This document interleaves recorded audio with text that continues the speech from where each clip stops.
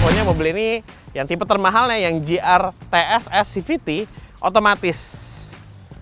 Keren banget. Seperti ini, ada pedal shift juga, ada adaptive cruise control di sini. Mengingat mobil ini kan varian yang tertingginya GR TSS, Toyota Safety Sense. Jadi banyak banget fitur-fitur safety yang disematkan di mobil ini. Build quality-nya, nggak tahu kenapa mobil ini terasa kurang solid. Sedangkan di mobil ini kayak ya kita ngegeser pintu aja, pintunya langsung goyang seperti ini. Kurang aja sih sebenarnya. Coba akselerasi, kayak gimana sih responnya? Apakah cepat dengan transmisi CVT ini? Akhirnya Toyota Race sudah meluncur di Indonesia. Ini mobilnya. Jadi sekarang di segmen small SUV dengan SUV yang ukuran sangat kecil, sekarang sudah semakin rame. Pertama itu ada Sonet yang pertama kali diluncurkan, kedua Magnet, ketiga mobil ini, dan nanti kabarnya nanti varian Daihatsu Rocky akan diluncurkan di Indonesia. Oke, ini mobilnya digadang-gadang akan merusak harga pasar dari rival-rival satu segmennya. Infonya mobil ini yang tipe termahalnya yang GR TSS CVT itu harganya di bawah Yaris dan juga Rush. Oke, sebenarnya saya penasaran banget dengan fitur yang ditawarkan mobil ini. Infonya lengkap banget dan juga seperti apa rasa berkendara dari mesin 1000 cc turbo ini. Langsung aja kita cari tahu.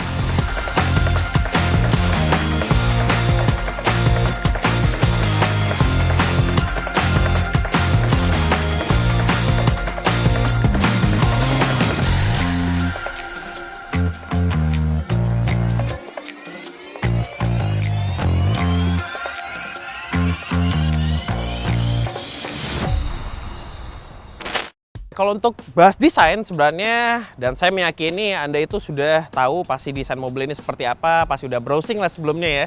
Tampilannya seperti ini, dan ini merupakan varian tertingginya, varian GR yang menggunakan trim GR, jadi ada add-on body kit di mobil ini seperti ini. GR Sport, ada body kit, velgnya warna hitam, side skirt, dan juga add-on body kit di bumper belakang yang tampilannya terlihat lebih sporty. Oke, sekarang kita bahas fiturnya, terutama untuk di fascia ini. Fitur pertama yang disematkan di mobil ini adalah adaptive cruise control. Jadi di sini ada radar. Jadi mungkin ketika Anda melewati jalanan bebas hambatan, Anda bisa menjaga jarak ke kendaraan ke depan secara otomatis. Jadi tidak perlu mengegas, mengerem mobil ini, ataupun komputer mobil ini akan melakukannya secara otomatis. Keren banget. Oke, lanjut lagi. Di sini ada lane departure warning. Namanya kalau di Toyota itu lane departure assist. Jadi mungkin ketika Anda meleng di jalanan bebas hambatan ataupun jalanan yang ada marka jalan ya, Anda meleng keluar jalur, mobil ini akan memberi intervensi. Jadi setirnya akan balik lagi, akan ada feedback, dan mobil bisa berjalan di jalur semestinya. Jadi lebih safety lagi. Oke, lanjut lagi fiturnya. Ini luar biasa ya mobil ini ya. Ini bagian samping ada blind spot monitoring.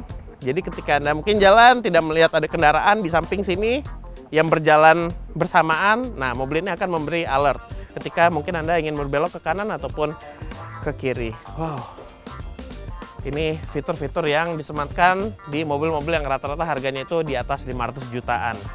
Oke, bagian belakang ada kamera mundur, ada sensor parkir di bagian belakang. Nah, untuk masuk interior, mobil ini juga sudah dilengkapi dengan keyless entry. Jadi mengunci ataupun membuka kunci itu udah praktis banget, kunci tinggal disimpan di saku. Dan kuncinya ini juga tipe terbaru seperti ini kuncinya. Jadi ketika Anda ingin membuka ataupun mengunci pintu, itu tombolnya ada dua ini nih. Kunci pintu sekarang di tombol ataupun di logo Toyotanya, sedangkan ingin membuka ada tombolnya. Ini keren banget ya. Semakin minimalis untuk kunci di Toyota Race ini. Oke, sekarang kita masuk. Nah, yang paling menarik perhatian saya di bagian dashboard Toyota Race ini adalah di panel instrumennya. Jadi dia udah full digital, baik kecepatan mesin, putaran mesin, panas mesin, dan juga indikator BBM itu dia sudah full digital. Bahkan Anda bisa mengganti desainnya. Total ada 4 desain ataupun 4 display. Jadi tampilan yang sporty, tampilan yang futuristis, bisa Anda ganti di panel instrumen mobil. Tapi memang untuk tampilannya dia nggak begitu tajam ya. Jadi kayak ya terasa kurang high definition lah. nggak tajam banget untuk panel instrumennya. Lanjut lagi di setir ini keren banget ya desainnya. Ini kayak di Toyota Camry yang terbaru seperti ini. Ada pedal shift juga, ada adaptive cruise control di sini. Mengingat mobil ini kan varian yang tertingginya GR TSS, Toyota Safety Sense. Jadi banyak banget fitur-fitur safety yang disematkan di mobil ini. Tadi ada adaptive cruise control, ada blind spot monitoring, ada lane keeping assist, ada collision mitigation system. Jadi fitur ini juga bisa mengerem secara otomatis ketika mungkin kecepatannya tinggi, tapi tidak bisa menghindari yang namanya kecelakaan. Seenggaknya dengan fitur ini bisa mengurangi resiko ataupun kerusakan pada mobil. Jadi nggak begitu parah banget ketika fitur ini aktif.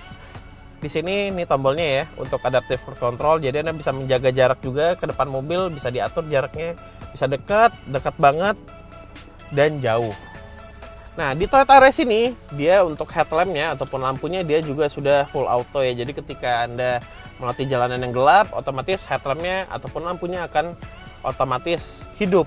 Sedangkan untuk wipernya sebenarnya ini masih standar, jadi tidak ada fitur auto wiper. Head unit seperti ini ukurannya 9 inci.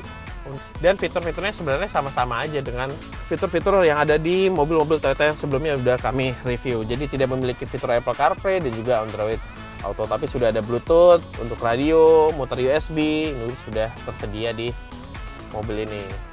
Nah, kalau untuk kepraktisan sebenarnya mobil ini juga tergolong praktis. Jadi banyak tempat penyimpanan. Total di baris pertama ini Anda bisa ataupun memiliki banyak cup holder. Di bagian door trim di sini ada 2, ada satu lagi bisa dilipat di sini.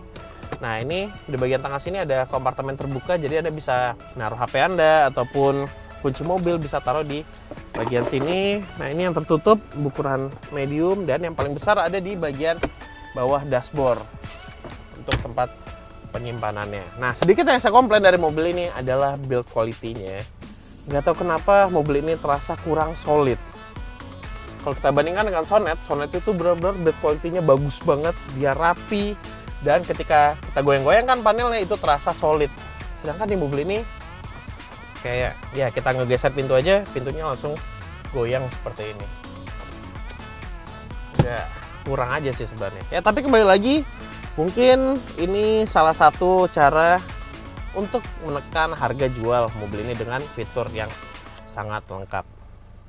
Dan untuk akomodasinya, secara mengejutkan mobil ini ternyata sangat lega. Ini posisi mengemudi saya 178 cm, legroom masih aman, headroomnya yang luar biasa aman. Karena mobil ini memang kalau kita lihat dari luar, desain atapnya itu emang terasa lebih tinggi lagi.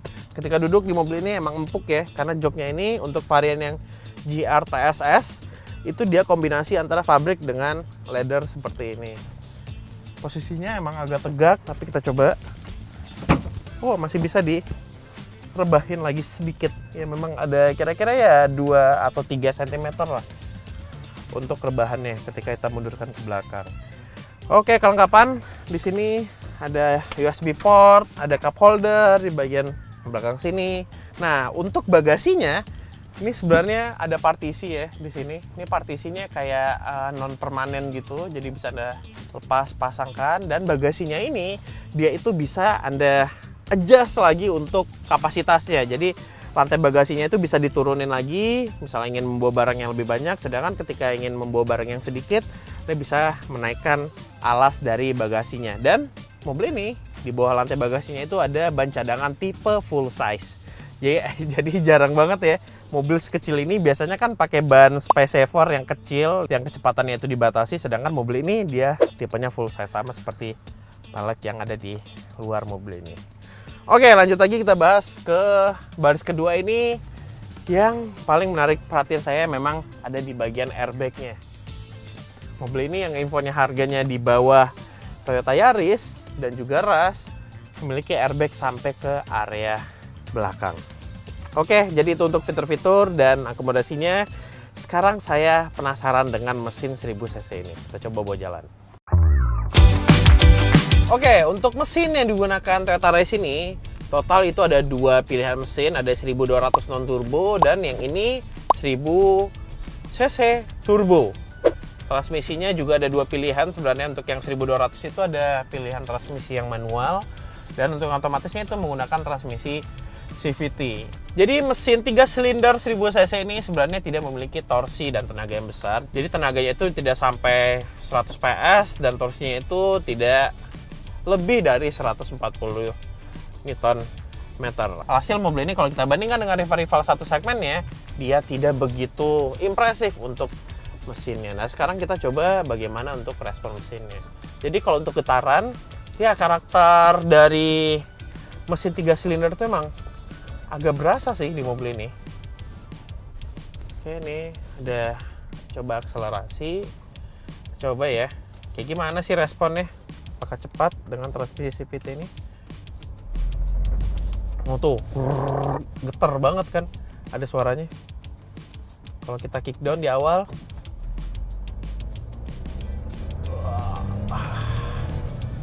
oh, dia memang di putaran bawah untuk mesin turbonya ini dia agak lemot sedikit, dan kalau misalnya udah berada di putaran 2000 ke atas, turbonya langsung spooling gitu. Jadi lebih berasa jambakan torsi dari 140 Nm-nya itu.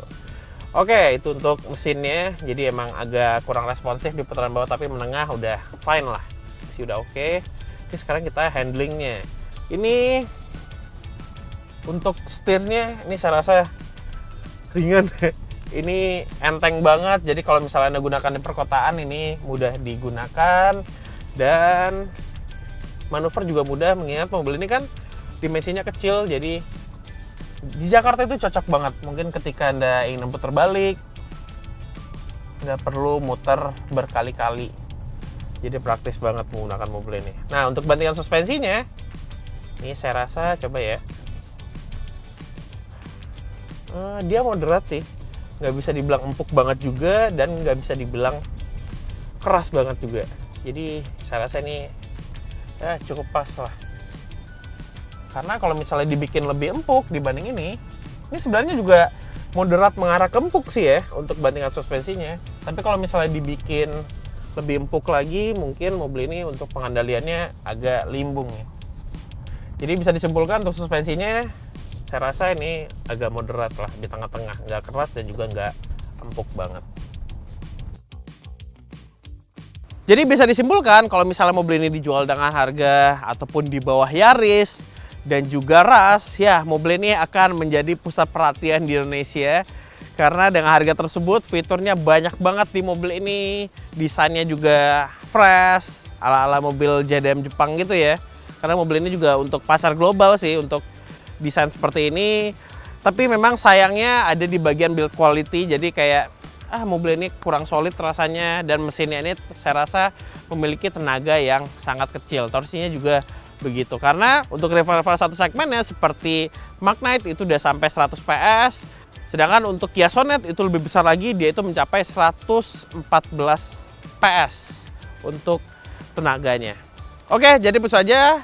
Bagaimana menurut Anda mobil ini? Sampaikan di kolom komentar. Dan lupa like dan subscribe channel Cinta Mobil TV. Selain itu, download juga aplikasi kami Cinta Mobil di App Store dan Google Play. Situ Anda bisa membeli mobil ini dalam kondisi baru, membaca berita seputar otomotif dan tips and trik seputar mobil. Sampai jumpa di video-video selanjutnya.